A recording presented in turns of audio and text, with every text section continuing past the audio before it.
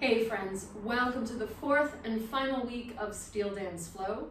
This week we're working to evolve our self-expression through movement.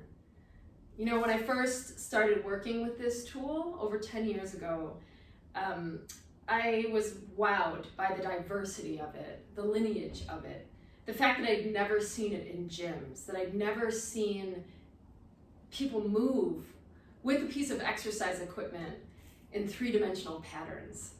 And it just completely stopped me in my tracks and changed my understanding of what exercise and what healing actually could look like.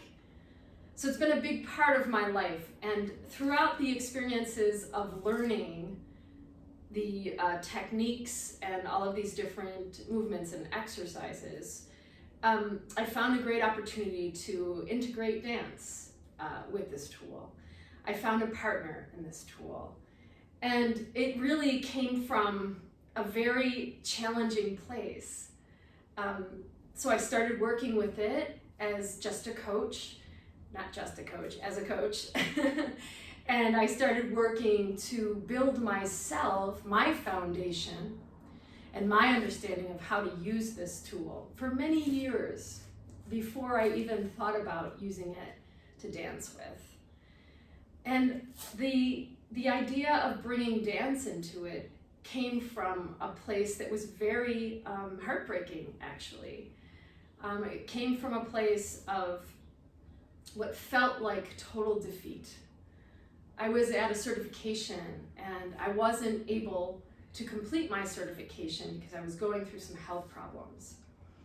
And so I had the great honor to stand back throughout the certification and assist some of the head coaches in this incredible, inspiring, empowering environment.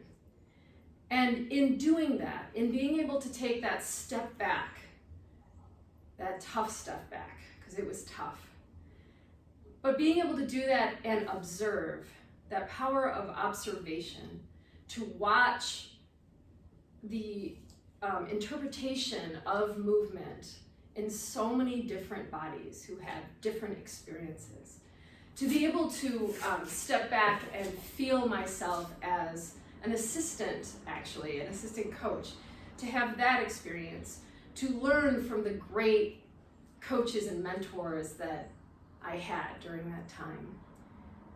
I walked away from that experience feeling much more empowered and enthusiastic about what I could actually, how I could make this my own experience.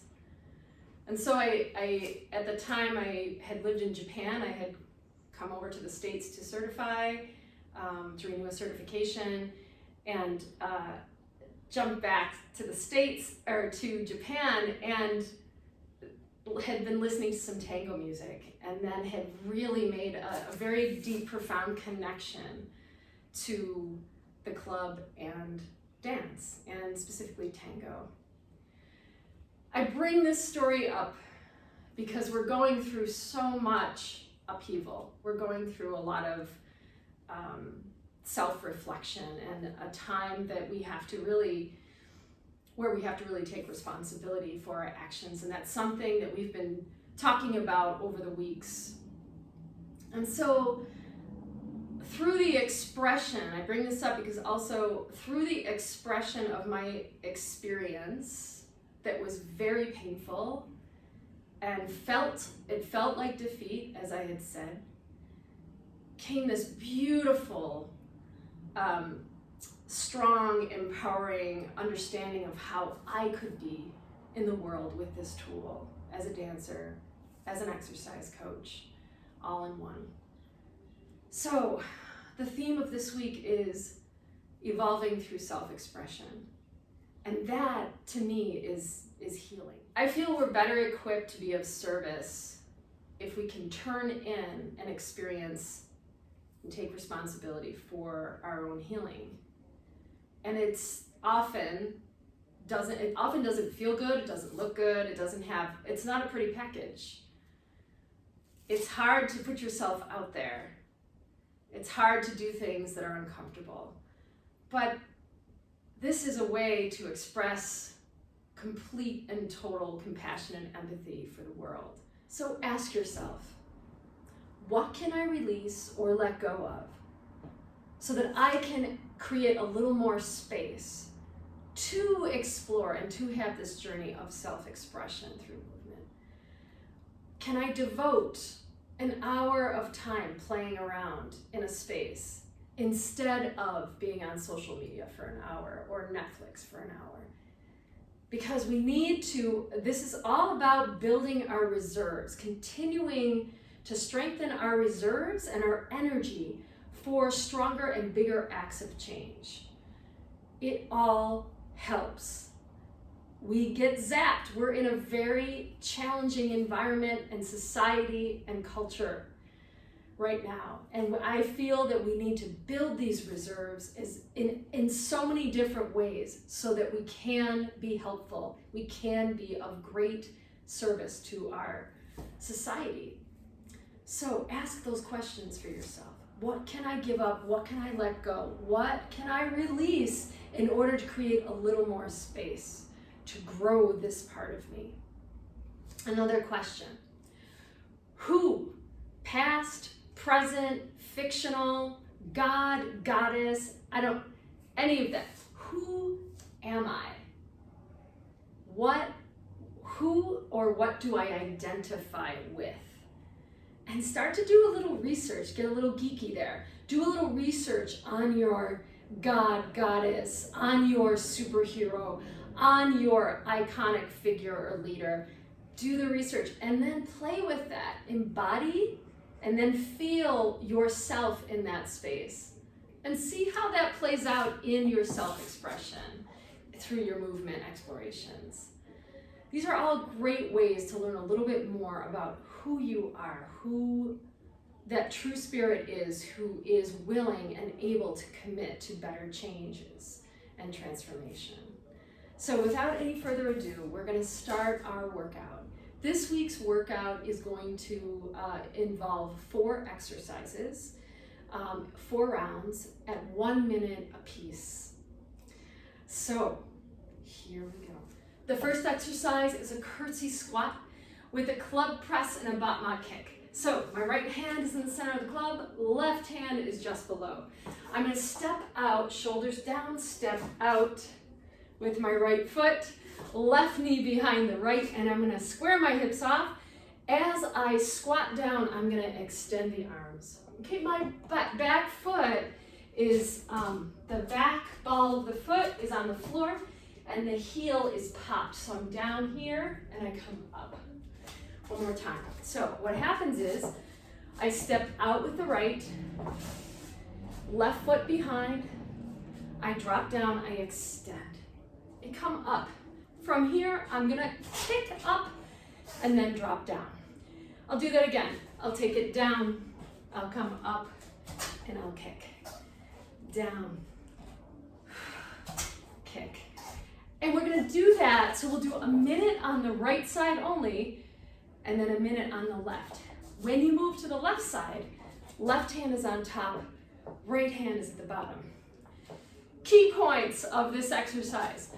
Nice long spine, crown lifting, tail dropped, no duck butt.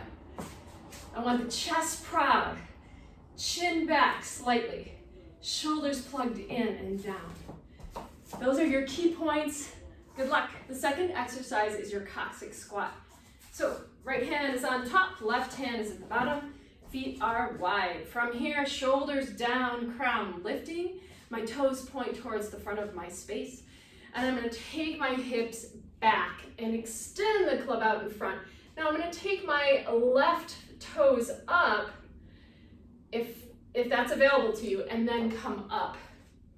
You certainly can take this to where you need for it to be. Do not go beyond a space that feels super uncomfortable. So another option is to take it just to maybe halfway, and we're hinging with this one. So we're not necessarily coming forward, or we're not dropping straight down. We're going to take a little hinge so our hips will move to the back space and then press and come up. If lifting your toes, So as I lift my left toes, if I'm feeling any kind of tightness or any pain, keep the feet on the floor. So we look like this. From here, I would just take it down and come up and down and up, okay? Go to where your body tells you it needs to go. You're gonna stay on the right side for a minute, switch hands, and then hit the other side. That is your Coccycx squat. So the third little cutie pie looks like this. It's called the Marionette press. You're not gonna hold the club with the belly facing up. This time we're gonna turn it around. The knob is gonna be pointed up, and I'm gonna hold the club, my index finger and my thumb, hold it predominantly, and then the other fingers are loosely around the club. My shoulders are down, everything's squared to the front. I'm gonna line my knob up with my hip bone, and then from here, elbows in, I'm gonna bring the club up, knob up to my shoulder, and then I'm gonna press straight up without shifting my body. So I'm nice and activated on the left side. I'll come down again, just to the shoulder, and then drop it down to my hip. So it looks like this in motion. So I bring it up, and then extend, lift up from the shoulder, and then down. If your range is feeling a little bit limited here, no worries. First of all, always have the option to choke up. So you can always take the club to the center if it's feeling really challenging. Take it there, and then same exercise. The other option is to turn or angle the arm out slightly. So I would be in this position here, still not as at the same height as my hip. I'll bring it up to my shoulder and then press straight up to the shoulder and down. Okay, you're gonna do that on the right side for a minute, and then the left side. Have fun. Your last exercise can be done on your knees, or you can stand up for this. You're gonna take the club, this time the knob will point towards your ear, and I'm going to first check in with my core. I want you to drop the tail, pull the sits bones together, and as you have your club here, I want you to pull the knob away so that the knob and the shoulder are in one line, so they're right down from one another. I'm gonna load into my left side, lots of strength, lots of length. I'm gonna keep my crown lifted, my ribs pulled in, and then I'm just gonna press straight up and then down, straight up and down. Please be sure that when you lift the weight, you're not pulling that shoulder away from the joint. So you're gonna keep the shoulder down, and you're gonna lift straight up and down. So a minute on the right side, a minute on the left. 4 rounds, 1 minute apiece, 1 minute per side. Have a great time.